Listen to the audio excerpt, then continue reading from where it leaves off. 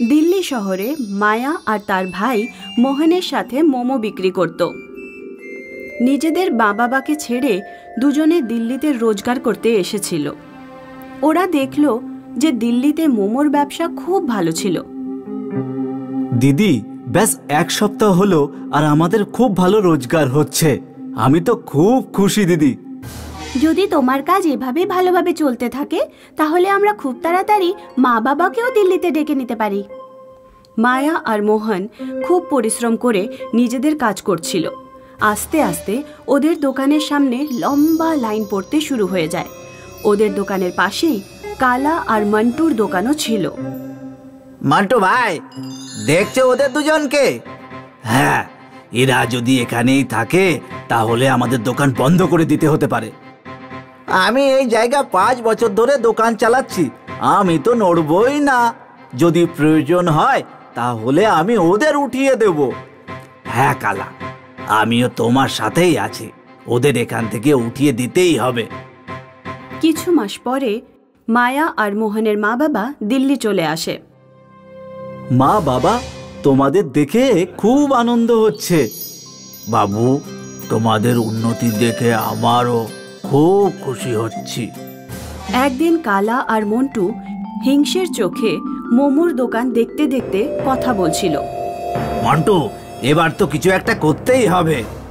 দেখো ভাই, খাওয়ার জিনিস, যদি কোনোভাবে কাস্টমাররা এদের খাবারের প্রতি বিরক্ত হয়ে যায় তাহলে ব্যাস ওদের ব্যবসা চৌপাট হয়ে যাবে। ওদের মোমোর বাসনে আমরা ইঁদুর মারার বিষ দিতে পারি। কালা, ইঁদুর মারার বিষ খেয়ে যদি কেউ মরে যায় তাহলে? কেউ মরবে না, আমি জানি, অল্প একটু দিয়ে দেব। একবার যদি কিছু লোক অসুস্থ হয়ে যায় তাহলে সব কাস্টমার পালিয়ে যাবে। বাহ, কি প্ল্যান ভেবেছো কালা ভাই, তোমাকে তো মানতেই হবে। মোহন, আজ আমাদের কাছে বেশি মোমোস বেঁচে নেই, এগুলো বাড়িতে নিয়ে যাই আর এগুলোই খেয়ে নেব রাতে। হ্যাঁ দিদি, আমিও খুব ক্লান্ত হয়ে গেছি, আর মা বাবাও আমাদের মোমোগুলো টেস্ট করতে পারবে। মায়া আর মোহন মোমো নিয়ে বাড়িতে পৌঁছয়। সমস্ত ইঁদুরের বিষ মেশানো মোমোগুলো মায়া, মোহন আর ওদের বাবা মা মিলে খেয়ে নিল। পরের দিন সকালে মা বাবার শরীর খারাপ হয়ে গেল। শরীর খারাপ হওয়ার জন্য ওদের হাসপাতালে ভর্তি করতে হলো। ওদের ফুড পয়জন হয়ে গেছে। ওদের বয়সের জন্য ওদের শরীর কমজোরি হয়ে যাচ্ছে। ডাক্তার, মা বাবা ঠিক হয়ে যাবে তো? এই মুহূর্তে আমি কিছুই করতে পারবো না। ভগবানের কাছে প্রার্থনা করো যাতে ওনারা ঠিকঠাক হয়ে যান। দিদি, আমাদের কাছে যা টাকা আছে তা দিয়ে কি মা বাবার চিকিৎসা হয়ে যাবে? জানি না মোহন, কিন্তু আমরা চেষ্টা করব যাতে মা বাবা তাড়াতাড়ি সুস্থ হয়ে যায়। তুমি ওনাদের সাথে থেকো, আমি দোকানে যাচ্ছি। মাসখানেক পর মায়া আর মোহনের মা বাবা সুস্থ হয়ে বাড়ি ফিরে আসে। কিন্তু মায়া আর মোহনের সব টাকা মা বাবার চিকিৎসায় খরচ হয়ে যায়। মায়া আর মোহনকে তাদের ঘর বাড়ি ছেড়ে একটা ছোট্ট বাড়িতে যেতে হলো। নিজের দোকান ছেড়ে ঠেলায় যেতে হলো। 4 বাটি মোমো বানানোর বদলে 1 বাটি মোমো বিক্রি হতো, ব্যাস। মন্টু ভাই, এদের সাহস তো দেখো, এত কিছু হওয়ার পরেও এখানে ঠেলা নিয়ে চলে এসেছে মোমো বিক্রি করতে। আর কিছু সময় এদের অবস্থা দেখে মনে হচ্ছে বেশি দিন টিকতেও পারবে না। সেই সময়ই ঠেলাতে কিছু কাস্টমার আসে।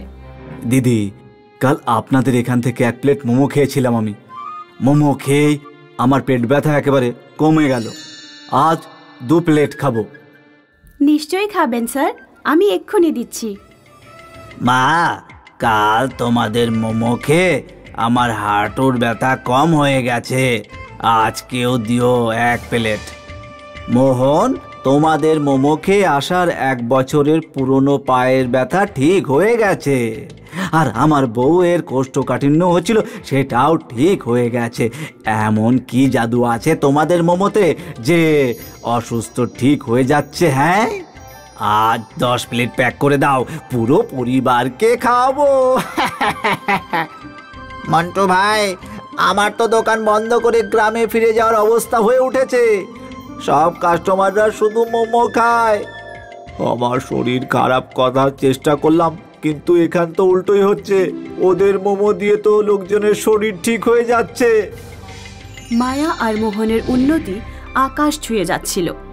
এখন ওদের কারিগরের দরকার পড়ল, আর কালা আর মন্টু হাত জোর করে ওদের কাছে ক্ষমা চাইল।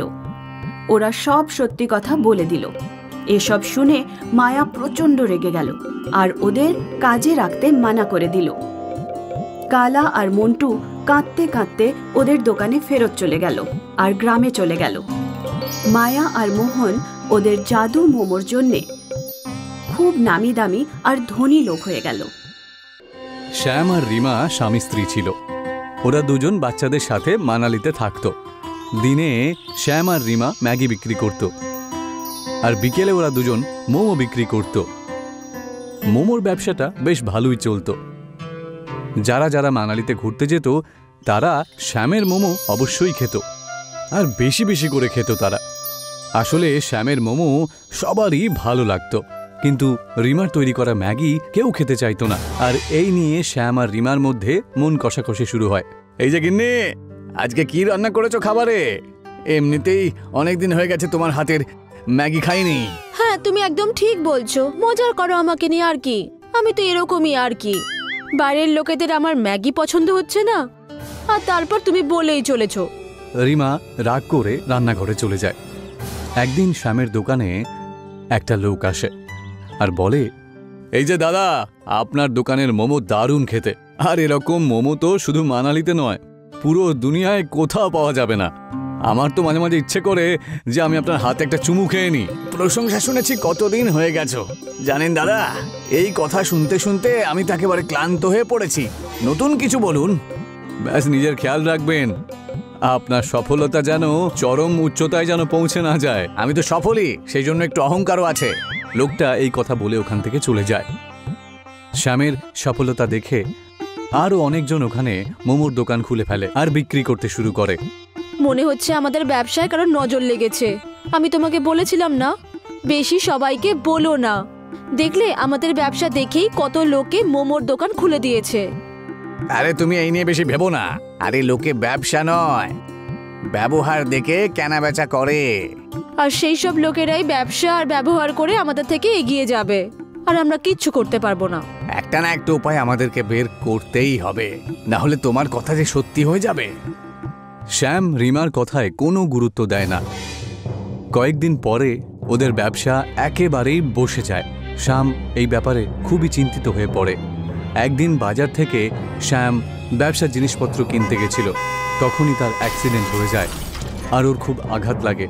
আর আঘাত গুরুতর হওয়ার কারণে ডাক্তার বলেছেন যে শ্যাম যেন 3 মাস পর্যন্ত রেস্ট নেয়। এখন আপনাকে একটু বেশি খেয়াল রাখতে হবে ওনাকে বলুন আগের মতো আর কাজ করতে পারবেন না, উনি একটু আরাম করেন যেন। শ্যাম কাজ না করতে পারার কারণে খুব কষ্ট পায়, আর সংসারের দুর্গতি দেখে রিমাকে বলে ওঠে, আমাদের জীবনে এটা কি এমন সময় এলো বলো তো? আমি তোমাকে সাহায্য করতে পারছি না, তুমি একা এইসব কি করে সামলাবে? এই সময় পরিবারে আমি সাহায্য করতে পারছি না বলে আমার খুব খারাপ লাগছে। তুমি বাড়ির চিন্তা করো না, আমি বাচ্চাদের ছুটি কাটাতে বাপের বাড়িতে পাঠিয়ে দিয়েছি। কিছুদিন আমি তোমার খেয়াল রেখে ঘর চালিয়ে নেব। কি ভালো হতো যদি আমি তোমাকে সাহায্য করতে পারতাম। রিমা নিজের ব্যবসা আবার শুরু করে দেয়। শ্যামের সাহায্য না পাওয়ার কারণে ও শুধু ম্যাগি বানিয়ে বিক্রি করতে পারত, আর ব্যবসা মোটামুটি ভালোই চলত। একদিন সকালে রিমা নিজের দোকান খুলেছিল, তখনই একজন গরিব বয়স্ক একজন ভদ্রলোক ভিক্ষা চাইতে রিমার দোকানে চলে আসে। আর সেই গরিব বুড়োটা রিমাকে দোকানে দেখে শ্যামকে খুঁজতে শুরু করে। মা, এখানে তো একটা ভালো মোমোওয়ালা দাঁড়িয়ে থাকতো, ওই লোকটা কোথায় গেল? অনেক দিন হয়ে গেছে ওই লোকটা আমাকে মোমো খাওয়ায়নি। হ্যাঁ, ও আমার স্বামী। ওর কিছুদিন আগে অ্যাক্সিডেন্ট হয়ে গেছে, তাই আমরা এখন শুধুমাত্র ম্যাগি বেচি। আমি আপনাকে ম্যাগি খাওয়াচ্ছি, আপনি এটাই খান। রিমা ওই গরিব বুড়োটাকে ম্যাগি খেতে দেয়। ম্যাগিটা খেয়েই বুড়োটা বলে ওঠে, দারুণ খেতে, এমন সুস্বাদু ম্যাগি আমি এর আগে কখনো খাইনি। তোমাদের দুই স্বামী স্ত্রীর হাতে না একেবারে জাদু আছে। ঈশ্বর তোমাদের মঙ্গল করুক মা। গরিব বুড়োর কথা শুনে রিমার খুব ভালো লাগে আর ও ম্যাগির টাকা চায়। আচ্ছা, ধন্যবাদ। আচ্ছা, ম্যাগির টাকাটা দিন। পয়সা?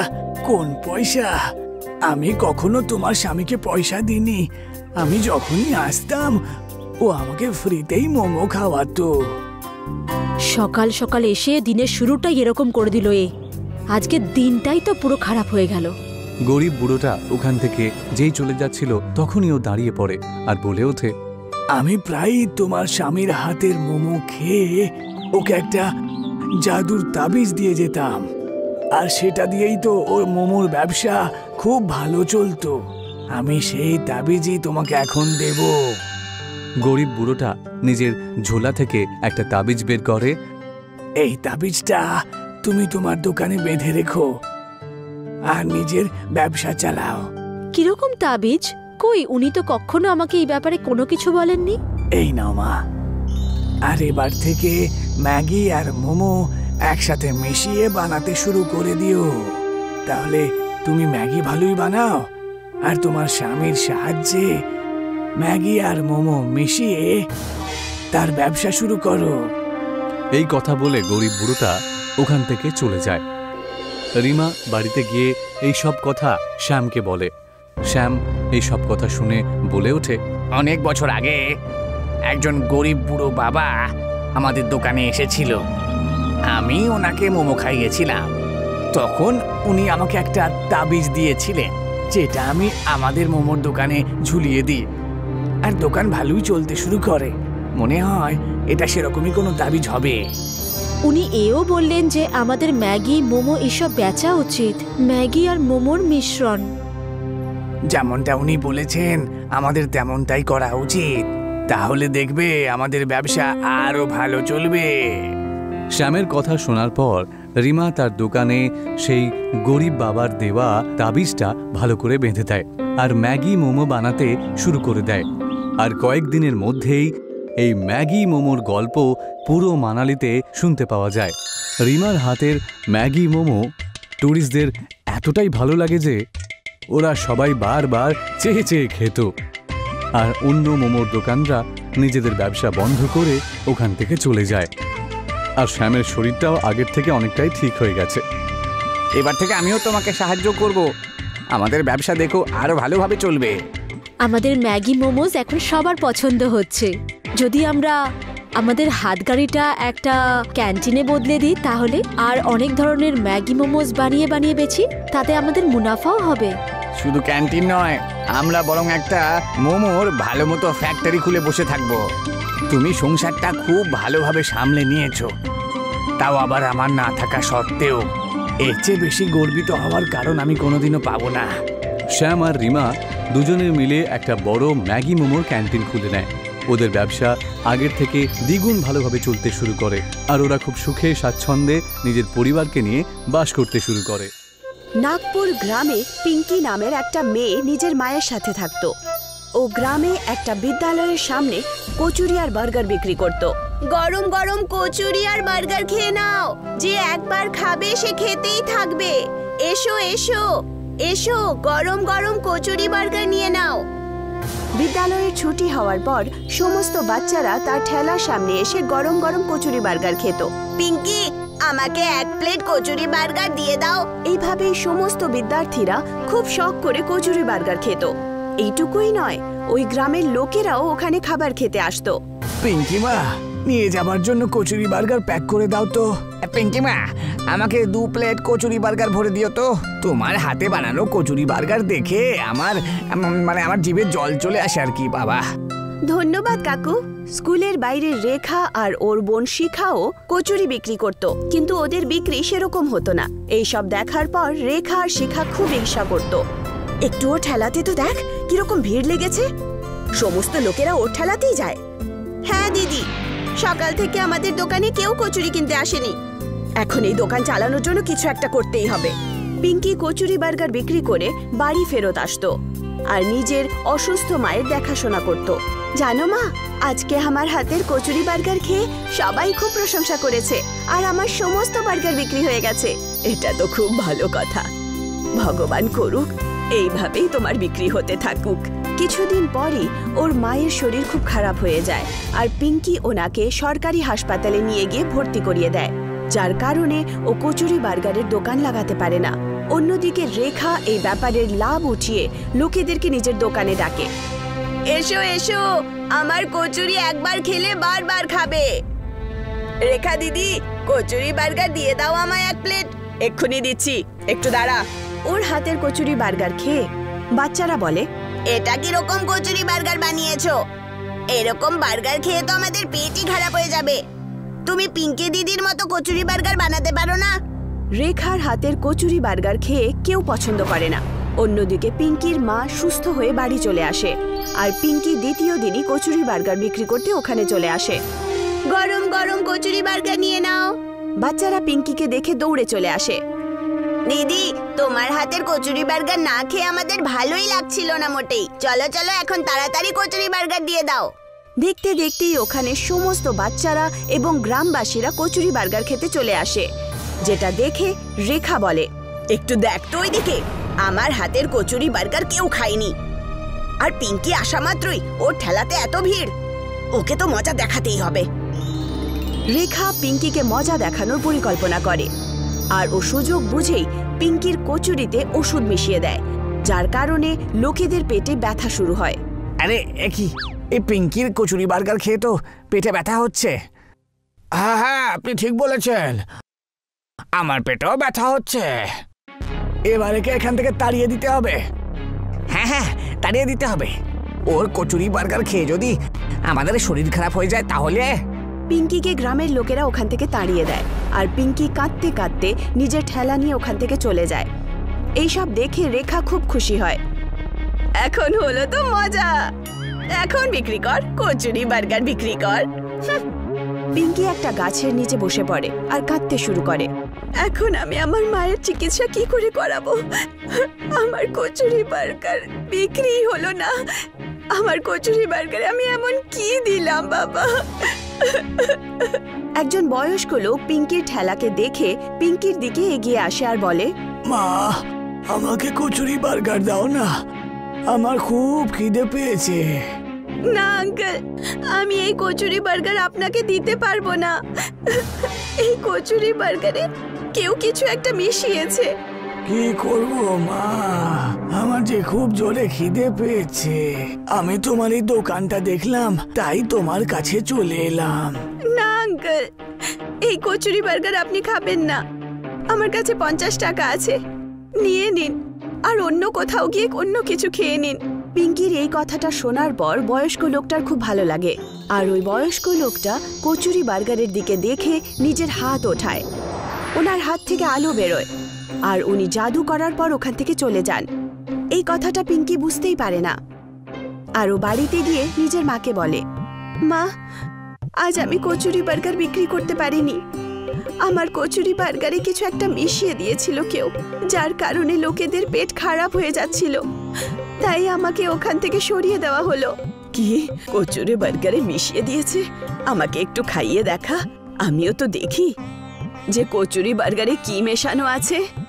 পিঙ্কি ওই কচুরি বার্গার নিজের মাকে এনে দেয়। যেইমাত্র উনি কচুরি বার্গার খান, ওনার স্বাস্থ্য ঠিক হতে শুরু করে। দেখ, আমার তো কিছুই হলো না, আমার পেটেও ব্যথা হলো না আর আমার শরীরও ঠিক আছে। তাই মা, তুমি সত্যি বলছো? এই সব কিছু দেখে পিঙ্কি দ্বিতীয় দিনই কচুরি বার্গার বিক্রি করতে আবার পৌঁছে যায়। পিঙ্কি, কয়েকটা কচুরি বার্গার দিয়ে দাও তো। ঠিক আছে, এক্ষুনি দিচ্ছি। ওই লোকটা যেই মাত্র কচুরি বার্গার খান, ওনার পেটের ব্যথা ঠিক হয়ে যায় আর ওই লোকটা পিঙ্কিকে বলে, আরে এ কি পিঙ্কি মা, তোমার কচুরি বার্গার খেয়ে তো আমার পেটের ব্যথা ঠিক হয়ে গেল। এই কথাটা গ্রামে ছড়িয়ে পড়ে যে পিঙ্কির কাছে জাদুই কচুরি আছে, যেটা খেয়ে সমস্ত অসুখ দূর হয়ে যায়। আর এটা শুনে সমস্ত লোকেরা পিঙ্কির কাছে এসে কচুরি চায়। পিঙ্কি, পিঙ্কি, আমাকে কচুরি বার্গার খাওয়াও না। তোমার কচুরি বার্গার খেয়ে আমার কোমরের ব্যথাটা ঠিক হয়ে যাবে। এই সব কিছু দেখে রেখা ভাবে, আমিও একবার এই কচুরি বার্গার খেয়ে দেখি তো আমারও অসুস্থতা ঠিক হয় কিনা। আমাকেও একটা কচুরি বার্গার খাওয়াও তো। যেই মাত্র ও কচুরি বার্গার খায় ওর পেটে খুব জোরে ব্যথা হয়। ও বুঝতে পারে যে ও পাপ করেছে, আর সেই কারণেই ওর সাথে উল্টো হয়েছে। সমস্ত লোকেরা কচুরি বার্গার খেয়ে অসুস্থতা থেকে ছুটি পেয়ে যায়। এই কথাটা পিঙ্কি বুঝতেই পারছিল না। ওই বয়স্ক লোকটা আবার পিঙ্কির কাছে আসে। পিঙ্কি মা, আমাকে 50 টাকার কচুরি বার্গার দিয়ে দাও তো। আরে আঙ্কেল, আপনি তো সেই আঙ্কেলই ওই দিন আমার কচুরি বার্গার খেতে চেয়েছিলেন না? ওই কচুরি বার্গার খারাপ হয়ে যাওয়ার কারণে আমি আপনাকে বারণ করেছিলাম। হ্যাঁ পিঙ্কি, আমি হলাম সেই। এইটুকু বলা মাত্রই ওই বয়স্ক লোকটা একটা পরীতে পরিণত হয়। এটা কি আপনি পরী হয়ে গেলেন? আপনি কে? হ্যাঁ পিঙ্কি, আমি বয়স্ক নই, আমি একটা পরী।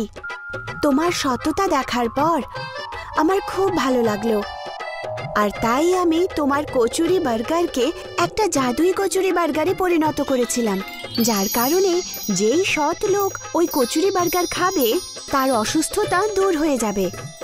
এই কথাটা জানার পর পিঙ্কি খুব খুশি হয় আর ধন্যবাদ জানায়। ও জাদুই কচুরি বার্গার নিয়ে নিজের মাকেও খাওয়ায় আর অন্যদেরও অসুস্থতা ঠিক করে দেয়।